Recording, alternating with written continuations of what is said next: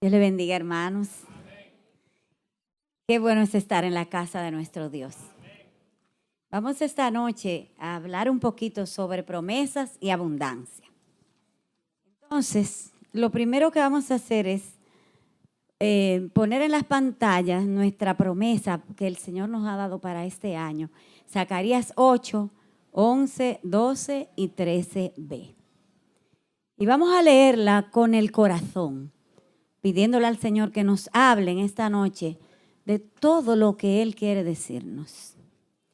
Mas ahora no lo haré con el remanente de este pueblo, como en aquellos días pasados, dice Jehová de los ejércitos. Porque habrá simiente de paz. La vid dará su fruto y dará su producto la tierra, y los cielos darán su rocío, y haré que el remanente de este pueblo posea todo esto. Entonces el 13b dice: no temáis, mas esfuércense vuestras manos. Hay en la Biblia, para hacer un pequeño recuento, y como maestra que soy, vamos a hacer una pequeña revisión de todo lo que el Señor nos ha estado hablando en este tiempo. La Biblia habla de los hijos de Isaacar. En el Antiguo Testamento eran 4 hijos que tenía Isaacar, pero ellos eran una tribu numerosa. O sea, cada uno de esos hijos tenía muchos otros hijos. Y de entre esa tribu había 200 de ellos que eran capaces de entender los tiempos. Dice la palabra de Dios que ellos, además de entender los tiempos, sabían qué debía hacer Israel en cada caso, en cada oportunidad y en cada ocasión.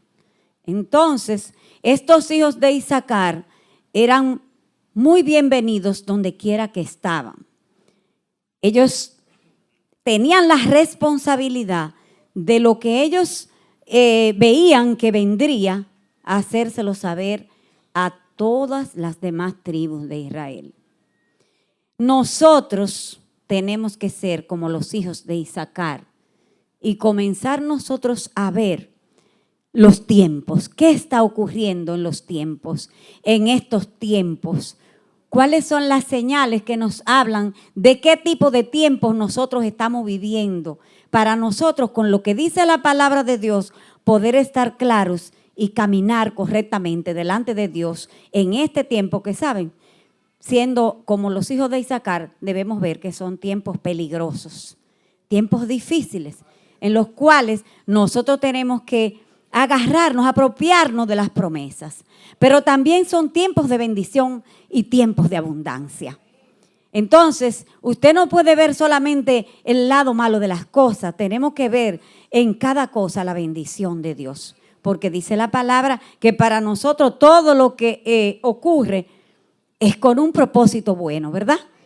Vamos a ver entonces que si nosotros pasamos revista a lo que ha ocurrido en nuestra congregación cristiana Puerta Abierta de un tiempo para acá, este año que acaba de pasar y lo que va de este año 2015, nosotros podemos ver que observando todo esto, claro está, con los ojos espirituales, desde el tiempo del ayuno de Daniel, cuando comenzamos, ese tiempo de 21 días que llevamos a cabo en septiembre, yo creo que marcó un antes y un después en la vida de nuestra iglesia en cuanto a lo espiritual. Nosotros subimos un escalón espiritual en ese tiempo. Creemos nosotros que hubo un punto importante y vamos a leerlo en el capítulo 10 del libro de Daniel, en el versículo 12, que nos hace a nosotros pensar que algo ocurrió allí. Y si vemos el rema de la palabra de Dios, que con sabiduría el Señor nos da cada día, nosotros tenemos que escudriñarla, sacarle el provecho y aplicarla cada día a nuestra vida. Dice así ese verso: entonces me dijo, Daniel, no temas, porque desde el primer día que dispusiste tu corazón a entender y a humillarte en la presencia de tu Dios, fueron oídas tus palabras y a causa de tus palabras yo he venido. Quiere decir que nosotros nos dispusimos en ese tiempo de ayuno a entender lo que Dios quería decir a nuestra congregación. Nos humillamos en la presencia del Señor y podemos estar seguros de que nuestras palabras fueron oídas allá en el cielo. Entonces, por eso nosotros tenemos hoy la visitación del Señor.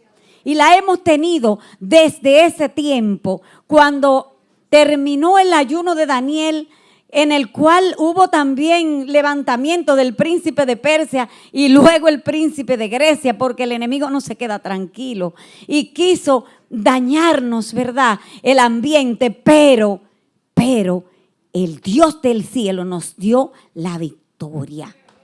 Es así como nosotros de ahí pasamos a los 40 días de amor, oleadas de amor.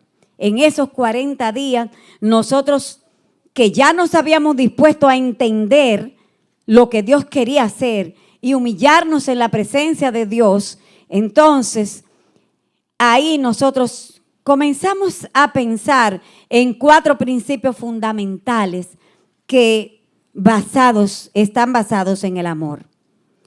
Edificar relaciones excelentes, practicar la habilidad de amar. Decíamos que el amar era una habilidad que había que practicarla y poníamos el ejemplo de que era como un camino que cuando se deja de andar pierde su calidad de camino. Entonces el amor pierde cuando no se ejercita, cuando no se pone, no se hace manifiesto en la vida de cada uno de nosotros para los demás. Porque no es amarnos a nosotros mismos, es amar a los demás y demostrárselo. También vimos en ese tiempo que el amor era lo más importante. Vimos que había muchas cosas que nos ocupaban. Hermano, miren, estamos haciendo un repaso porque la palabra de Dios no es para oírla y que se nos olvide. Recuérdense que yo como maestra tengo que repetir muchas veces lo mismo, ¿verdad? Para que alguien lo entienda, lo asimile, lo reciba. Así que no se sorprendan porque tenemos un único texto que es este. Y lo vamos a estar repitiendo hasta que Cristo venga. Entonces, ustedes saben, por eso vamos a ir revisando, porque lo que se habla en este altar es para la edificación del pueblo, ¿verdad? Entonces, cuando hablábamos de ese amor, que era lo más importante, vimos una serie de cosas que no tenían tanta importancia como el amor. También ahí nosotros aprendimos que debemos amar y valorar a los otros como Jesús nos ama y nos valora a nosotros. Óigame bien, amar y valorar a los otros como Jesús nos ama y nos valora a nosotros. Quiere decir que yo no puedo considerarme más que otro.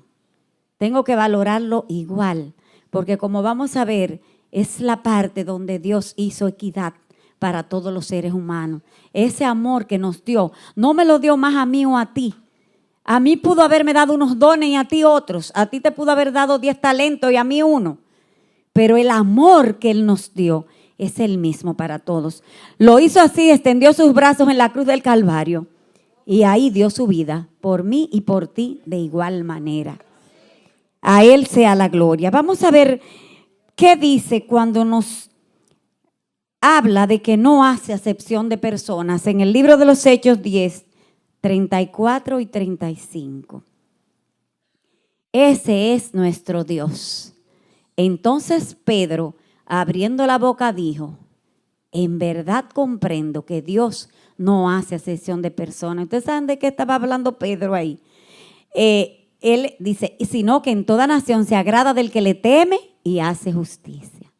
Él estaba hablando de que él entendió que cuando lo mandaron a que fuera a orar, a poner las manos y todo eso, a una casa de un hombre que para él era menos que él, porque no era judío, porque el judío se consideraba por encima de todo el mundo, porque era el pueblo elegido de Dios. Y entonces lo mandan ahí, a ese lugar. Él tiene que ir a humillarse, ¿verdad? Él no entendía eso primero, pero luego sí lo entendió cuando vio que Dios se manifestó a este varón y que Dios no hace acepción de persona. Entonces Pedro tuvo que expresarlo, que en cualquier nación, aquí nosotros tenemos gente de diferentes naciones.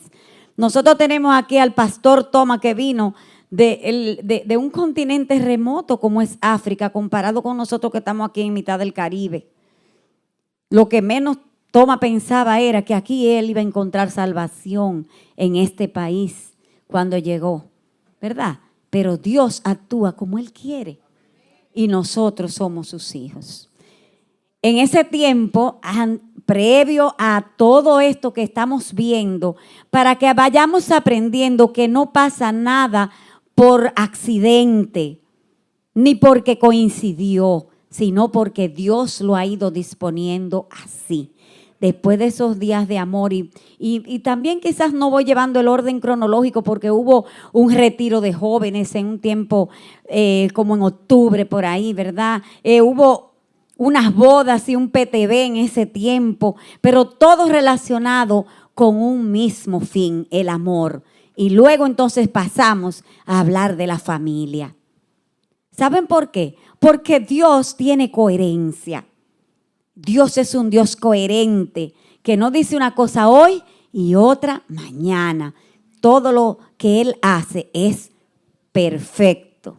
En ese tiempo que pasamos a fortalecer nuestra familia, después que ya hemos estado que hemos puesto la plataforma de ese tiempo de amor, donde nos sentimos maravillosamente bien.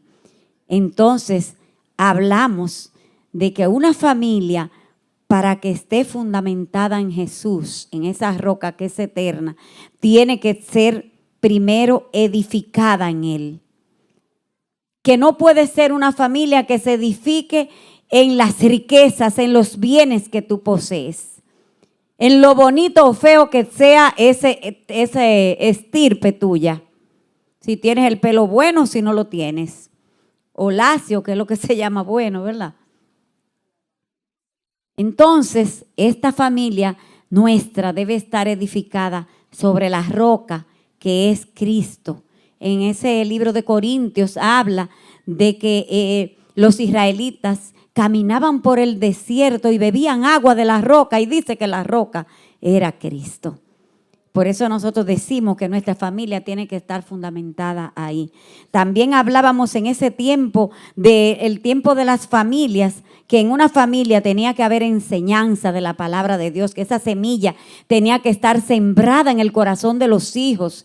Y cuando mencionábamos el libro de Deuteronomio, en el capítulo 6, veíamos que ahí dice que esa palabra no se siembra en la iglesia, esa palabra se siembra en tu casa, porque dice al levantarte, al acostarte, cuando vayas por el camino, en los postes de tu casa, tú la vas a tener entre tus frontales, en las manos, en tu ropa, donde quiera tú vas a cargar esa palabra y se la enseñarás a tus hijos.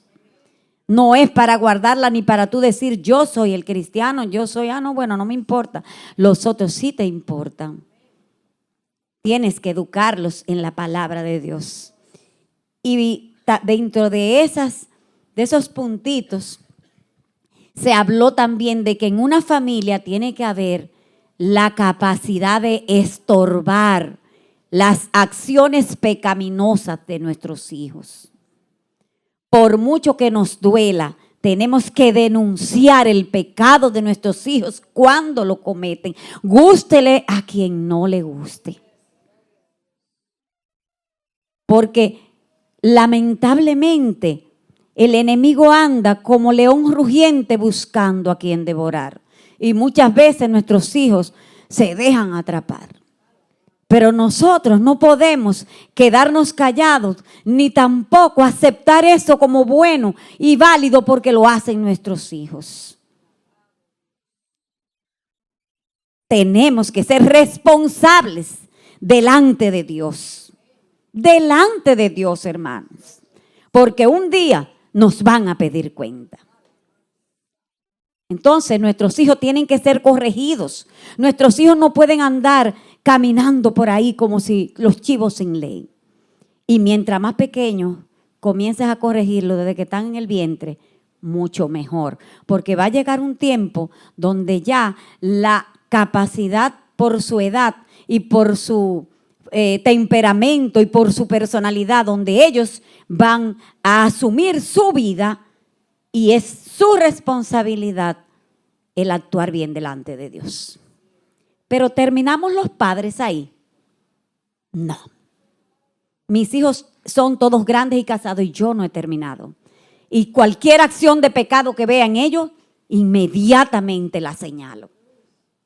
Claro, oro al Señor para que tenga misericordia.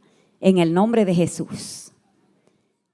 Por último, hay un punto que se llama la esperanza, porque Dios no nos deja sin esperanza. Nuestras familias, hermanos, tienen esperanza. Aquí vino el pastor Newton Ramírez y dio una palabra tan hermosa, tan profunda, donde le daba el aliento a aquellas madres que de una u otra manera tienen un hijo que no está caminando correctamente. Y él dijo que el Señor le hablaba de que esos hijos vendrían a los pies del Señor.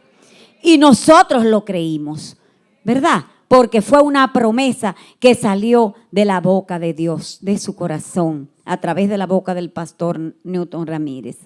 Esperanza que nos fue hablada a través de Filipenses capítulo 1, verso 6, que habla de que estando persuadidos, ¿de qué?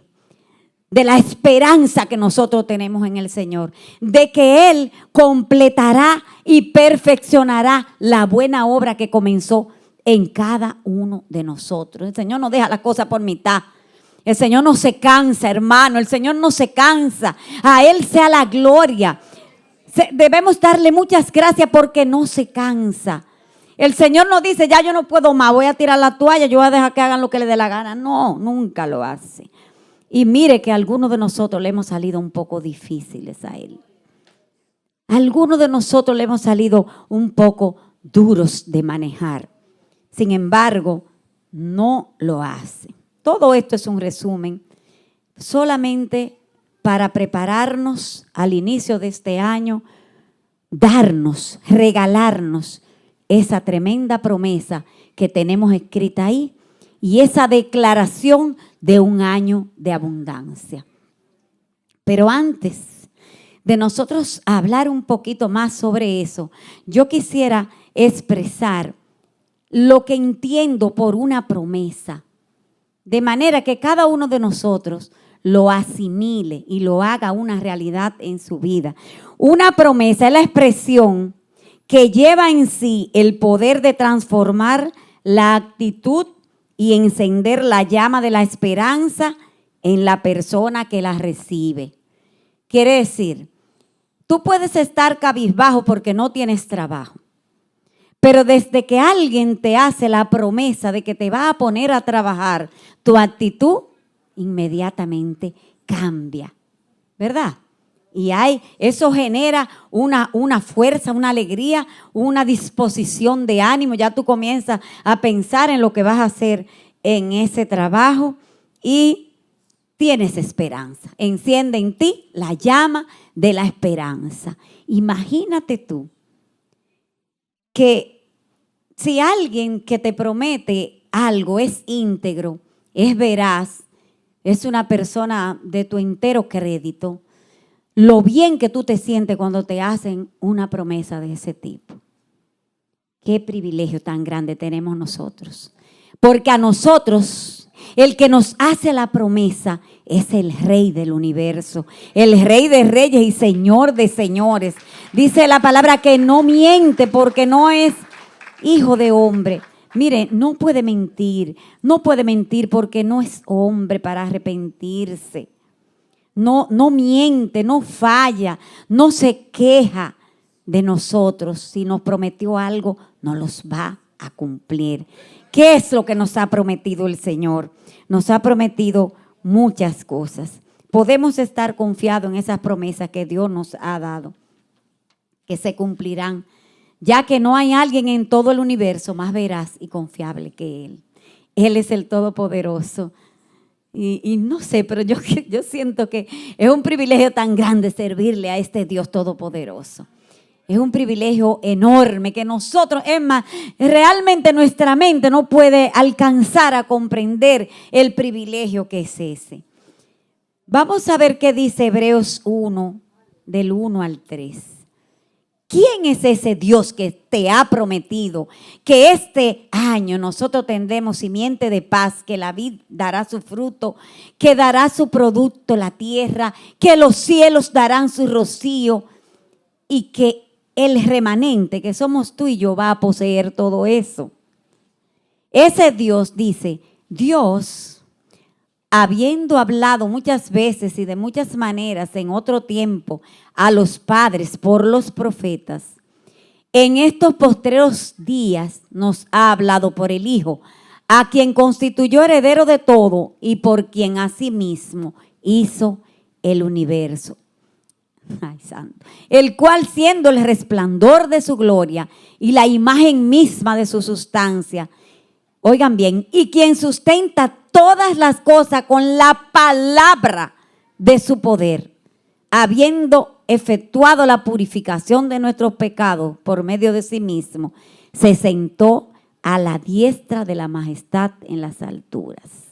El que te ha prometido a ti es el que sustenta todas las cosas con el poder de su palabra. O sea, no es cualquiera que te ha prometido. Puedes creer lo que Dios te ha dicho que se cumplirá en tu vida. Aunque tardare, no te desesperes. Porque dice la palabra que el que creyere no se apresurará. Espera tu tiempo, que la bendición va a llegar. Las promesas que Dios nos ha dado son siempre para ayudarnos y se componen de dos partes. Una de ellas es la condición y la otra el resultado. Si observamos esta promesa, la única condición que Dios nos pone está en la última partecita. Dice que no temamos y que se esfuercen nuestras manos. Te quiere decir el Señor que no te sientes con los brazos cruzados a esperar solamente alimento, alimento, alimento, sino que te tienes que esforzar. Te tienes que esforzar. Porque la tierra va a dar fruto cuando, ¿verdad? Cuando la tierra da fruto cuando la trabajamos, ¿verdad? Dios si quiere puede hacer que ella dé fruto así, porque hay muchos árboles que crecen silvestres, pero a nosotros en este caso nos ha dicho que se esfuerce en nuestras manos. Entonces, recuerdo a mi pastor Ramón Corniel, que siempre cuando hacíamos trabajo en equipo, decía un proverbio que dice, si fueres flojo en el día de trabajo, tu fuerza será reducida. Si mal no recuerdo es el proverbio 24:10. Y ese proverbio que nos lo explicaba él cuando nos hablaba de trabajar en equipo. Pero dice tu fuerza, no dice la fuerza del equipo. No dice que era la fuerza de equipo que iba a ser reducida. Porque, ¿sabe? La iglesia del Señor no se detiene por nadie. Tú te puedes quedar atrás si tú quieres. Tú te puedes sentar, tú puedes decir no voy a hacer nada. Tú puedes hacer lo que a ti te parezca.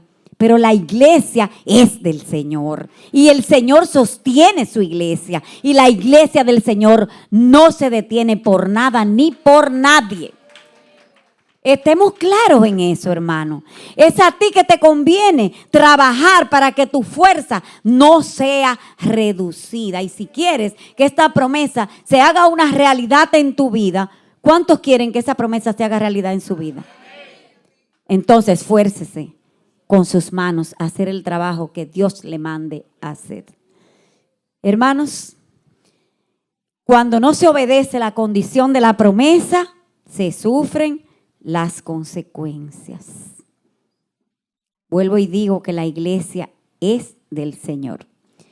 Tampoco nosotros debemos confundir una promesa con un mandato. Hay mandatos en la palabra de Dios. Los mandamientos, los 10 mandamientos que se mencionan siempre, son mandatos, órdenes.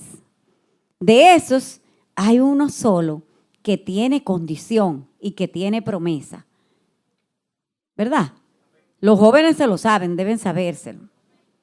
Que quiere decir, honra a tu padre y a tu madre, ¿verdad? ¿Para qué? Para que te vaya bien y tengas larga vida. Después las otras son mandatos, amarás.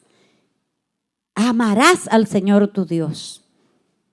No harás esto, no harás aquello, no harás lo otro. Son mandatos que no tienen vueltas flojas, que son así.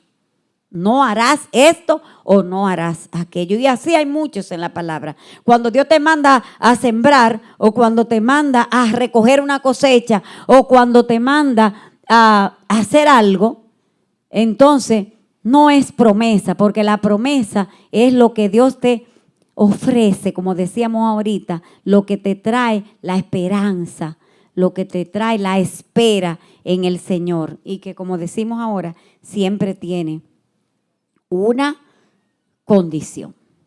La promesa, hermano, no es mágica, no es una cosa mágica, ni es un mantra de eso que utilizan esas religiones de Medio Oriente, budistas y cosas así. Que repiten, que creen que porque las repitan la cosa, eso se va a dar. Eso no es así. La promesa se cumple por quien la da. Porque Él es el que tiene el poder para que eso se cumpla. No es porque tú la repitas 1000 veces. Ahora, tú tienes que conocerla, tú tienes que escudriñarla, tú tienes que asimilarla y tienes que pedirle a Dios que en su tiempo Él la cumpla en tu vida. Pero eso no quiere decir que tú vas a estar repitiéndola como si fuera un mantra.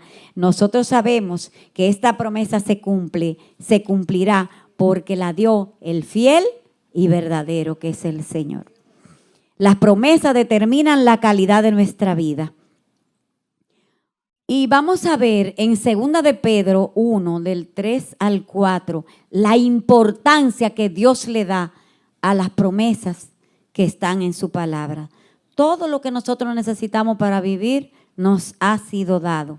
Ahora depende del conocimiento que tengamos de ella, el vivir según los principios para que participemos de una vida abundante y huyamos de la corrupción. Dice así: como todas las cosas que pertenecen a la vida y a la piedad nos han sido dadas por su divino poder, mediante el conocimiento de aquel que nos llamó por su gloria y excelencia. Oigan bien, por medio de las cuales nos ha dado preciosas y grandísimas promesas, para que por ellas llegaseis a ser participantes de la naturaleza divina, habiendo huido de la corrupción que hay en el mundo a causa de la concupiscencia. Quiere decir que esas promesas grandísimas, maravillosas que están en su palabra, nosotros vamos a llegar a ser a través de ella participantes de la naturaleza divina. Las promesas de Dios son sobrenaturales. Las promesas de Dios no se limitan a un favor de algo en esta tierra. Esa abundancia de la que Dios nos habla, vamos a ver más adelante, que no tiene solamente una razón de que vamos a tener mucho arroz y mucha habichuela en la casa. No es así. Lo vamos a ver, aunque también Él nos bendice con todas esas cosas, si a Él le parece bien. Este año ha sido declarado el año de la abundancia, es decir, vivir la vida abundante en todos los aspectos, en el orden espiritual, emocional y físico. Y es algo maravilloso el rema de la palabra de Dios que nos revela que la base para recibir abundancia está condicionada a la abundancia en el dar. Ustedes ven cómo son las cosas en el Señor. La abundancia para yo recibir está condicionada en la abundancia que yo tengo para dar. Y usted va a decir, pero yo no tengo mucho que dar. Hermano, todo el mundo tiene mucho que dar. Porque tú tienes palabra de Dios en tu corazón y eso es para darlo. Tú tienes amor de Dios en tu vida y eso es para darlo, eso no es para nosotros guardarlo. ¿Y cuántas otras cosas más tú tienes? Tú tienes capacidad de servicio. Yo bendigo a mi Dios por la capacidad de servicio que hay en esta iglesia. por el deseo de trabajar para el Señor de muchos de los jóvenes y adultos de esta iglesia. Y oro para los que no están en ese grupo se integren. Porque la verdad es que Dios ha sido muy bueno con nosotros. Muy bueno ha sido el Señor con nosotros. Vamos a aclarar un poquito esto de la abundancia. Que esto, nosotros hablamos de abundancia, inmediatamente uno piensa en muchas cosas. Y la abundancia no depende de los pocos o muchos bienes que nosotros poseamos, sino de la sinceridad del corazón para con el Señor. 2 Corintios 8, del 1 al 7. Dar en abundancia va a ir acompañado de una presencia espiritual abundante que nos enseña a distinguir entre los deseos y las necesidades de nuestros hermanos y de nosotros mismos. Aquí, en 2 Corintios se habla de unas iglesias en Macedonia. Dice, asimismo, hermanos, hacemos saber la gracia de Dios que se ha dado a las iglesias de Macedonia. O sea, se habla de una gracia, de un favor especial, de una cosa especialísima que Dios le había dado a esas iglesias. Un favor especial. ¿Y cuál era ese favor? ¿Cuál era esa gracia? Dice que en grande prueba de tribulación, la abundancia de su gozo y su profunda pobreza. Fíjense que, ¿verdad? Están siguiendo la diferencia que hay. Ellos eran pobres, estaban en prueba, en tribulación, pero había abundancia de gozo. Abundancia de gozo. Dice, abundaron entonces dentro de esa abundancia de gozo, aún con su pobreza, abundaron en riquezas de su generosidad. Porque la generosidad no depende de la cantidad que tú vayas a dar, sino de lo que tú das. Del deseo de tu corazón de dar, del gozo que tú sientes cuando tú puedes dar. Y no estoy hablando de darle 20 pesos a alguien, hermano. Estoy hablando de aquello que le hace falta al otro, que puede ser consuelo, que puede ser una palabra a tiempo, que puede ser una mirada, un apretón. Porque cuántas veces lo único que necesitamos es que alguien nos abrace o nos diga, yo estoy contigo. Mira, yo no te puedo ayudar quizás en otra cosa, pero yo estoy contigo. Yo tengo unas hermanas aquí en la iglesia con las cuales yo me reúno en algunas ocasiones a orar. Y cuando nosotras somos 3 y cuando estamos un poquito atareadas, la una a la otra, mire, nosotros tenemos que juntarnos a orar porque hay problemas. Y no importa la hora que terminemos, a las 12 de la noche, a la hora que sea, ahí estamos como un cordón de 3 dobleces. Y muchas veces esos problemas no son de dinero. La mayoría de las veces no son de dinero.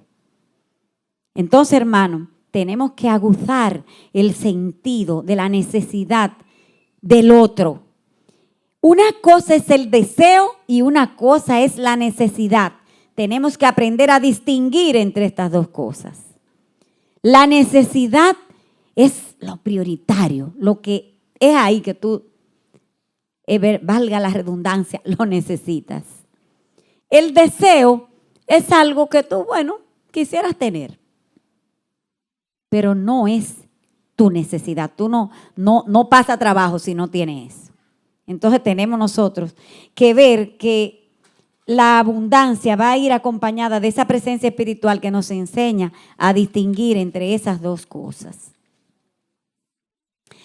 Vamos a ver en 2 Corintios 8, del 10 al 15, qué nos sigue diciendo esa palabra clara con respecto a la igualdad a la que se refiere la palabra de Dios. Y en esto doy mi consejo, porque esto os conviene a vosotros, que comenzaste antes, no solo a hacerlo, sino también a quererlo. Desde el año pasado, recuérdense que él está hablando a los corintios, y ellos habían hecho unas promesas hacía un año, pero comenzaron, hubo como el deseo de hacerlo, pero después se detuvieron. Ha pasado muchas veces que tenemos el deseo de ayudar a alguien, vemos su necesidad, lo queremos ayudar, pero como que algo nos frena o alguien nos dice, no, esa persona no necesita eso. Tú estás echándole, como dicen en mi campo, grasa a puerco que está gordo. Y entonces tú retienes lo que no es tuyo porque ya el Señor te dio la orden de que tú se lo dieras. Entonces a ti te van a pedir cuenta por esa retención que hiciste, nada más porque te molestaste con esa persona o porque alguien te dijo algo. Y entonces tú haces así, echa para acá. Hay que arrepentirse de eso. Entonces, dice que ahora pues llevad también a cabo el hacerlo, para que cuando estuvisteis prontos a querer, así también lo estéis en cumplir conforme a lo que tengáis. Porque si primero hay la voluntad dispuesta, es lo primero que tenemos que tener, un deseo de hacerlo, será acepta según lo que uno tiene, no según lo que usted no tiene. O sea, a usted nadie le está pidiendo que dé lo que usted no tiene, porque nadie puede dar lo que no tiene. Y Dios es un Dios justo y sabio. Dios no te va a pedir a ti nunca que des lo que tú no puedes dar. Y vuelvo y recuerdo que no estamos hablando solamente de dar dinero. Hay muchas cosas en las que tenemos que abundar. Porque no digo esto para que haya para otros holgura y para vosotros estrechez. O sea, que tú te quedes sin tu comida porque se la vas a dar a otro. No, tú que tienes que partirla. Toma un poco tú y yo me quedo con un poco, ¿verdad? Sino para que en este tiempo, con igualdad, la abundancia vuestra supla la escasez de ellos, para que también la abundancia de ellos supla la necesidad vuestra, para que haya igualdad. Año de la abundancia, para que haya igualdad. Como está escrito, el que recogió mucho no tuvo más, y el que poco no tuvo menos. Vamos a buscar Éxodo 16, 18 para entender qué significa eso. ¿Saben?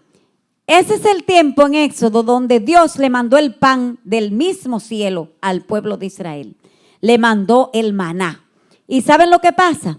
Que la familia que era pequeña recogía la cantidad que ella necesitaba y la que era grande recogía la cantidad que necesitaba. Pero entonces había igualdad. ¿Entienden el concepto de igualdad de Dios? ¿Entendemos ese concepto que Dios le da a cada uno según su propia necesidad? Que la abundancia de Dios para mí va a ser diferente a la abundancia que Dios le dé a el hermano Guillermo, porque va a ser según su necesidad. Y por eso nosotros tenemos que estar no pensando en lo que el otro tiene y en lo que yo no tengo, sino en saber que aquella familia que recogía poco no le faltó nada, pero a la que recogía mucho tampoco le faltó. Y saben una cosa, cuando alguna de esas familias recogía más de lo que necesitaba, ¿qué pasaba con ese maná? Amanecía lleno de gusanos. El gusano de la avaricia, querer tener para guardar. El gusano de la codicia, de querer tener igual que la familia que tenía mucho. Dios nos libre de eso. Comencemos a pensar cuál es la abundancia que Dios tiene para cada uno de nosotros. ¿Cuál abundancia tú deseas que Dios te dé en este año?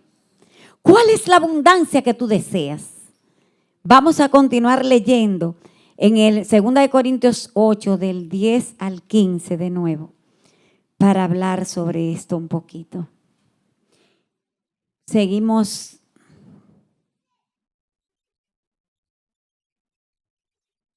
Bien. Vamos al 15 solamente. Como está escrito, el que recogió mucho no tuvo más, y el que poco no tuvo menos. Al Señor le agrada la abundancia. En su casa esa abundancia tiene que estar bien administrada. Por eso es que estamos en tiempo de abundancia. ¿Ustedes han notado la abundancia de palabras que hay en nuestra congregación? ¿Ustedes han visto un mensaje que le haya faltado algo en este tiempo? Mensajes completos, sin desperdicio. El Señor nos ha ministrado gozo. Un domingo nos ministró gozo, otro domingo nos ministró salud. Y saben que nosotros hemos pasado por un tiempo difícil por la muerte de nuestro apóstol. Hemos estado tristes, pero no nos ha faltado el gozo. Hemos visto la muerte de nuestro pastor, como él mismo lo dijo, como la promoción al cielo de él. Entonces, en el mundo eso no se entiende. Eso no se comprende. Pero nosotros estamos aquí para glorificar el nombre de Dios y darle gracias por lo que Él ha hecho en nuestras vidas. Agradecer por la abundancia de su palabra. La promesa de este año nos da la valentía y la fe para avanzar. Cuando lo natural es estar tristes y preocupados en este tiempo, nosotros estamos gozosos, llenos del gozo del Señor, porque el gozo del Señor es nuestra fuerza. Seguimos haciendo lo que tenemos que hacer. La palabra de Dios nos impulsa a no mirar nuestras propias fuerzas para cumplir nuestras metas. Más aún, no necesitamos siquiera una gran fe. Ya el domingo alguien hablaba de eso.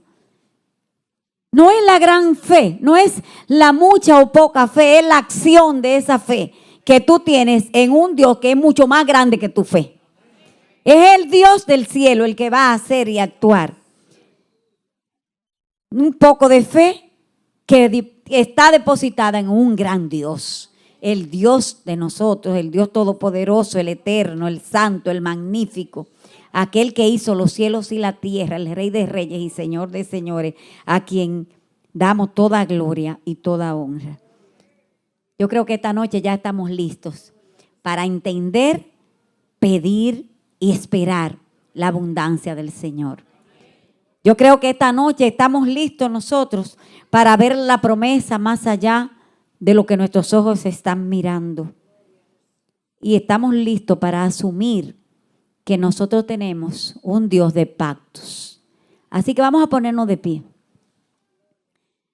Vamos a cerrar nuestros ojos. Ustedes saben que a mí me gusta terminar siempre adorando al Señor. Yo creo que esa es la razón de nuestra existencia. No hay otra motivación que no sea adorarlo.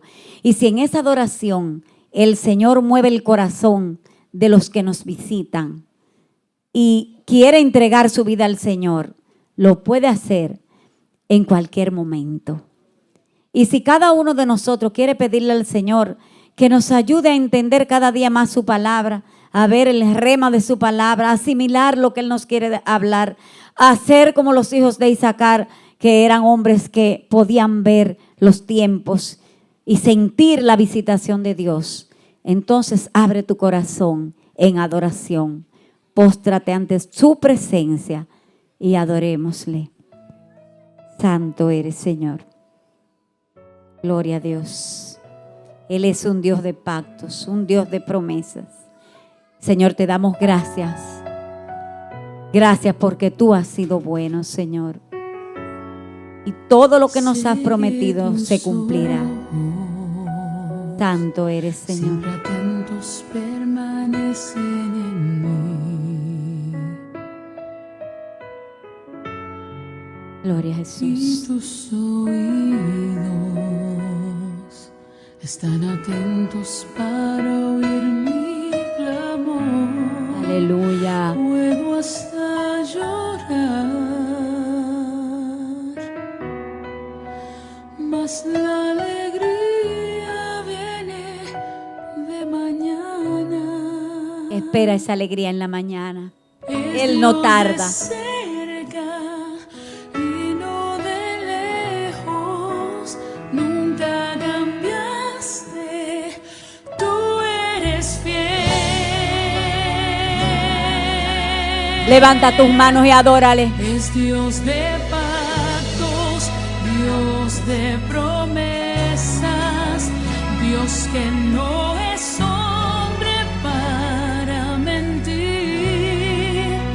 Todo puede pasar, todo puede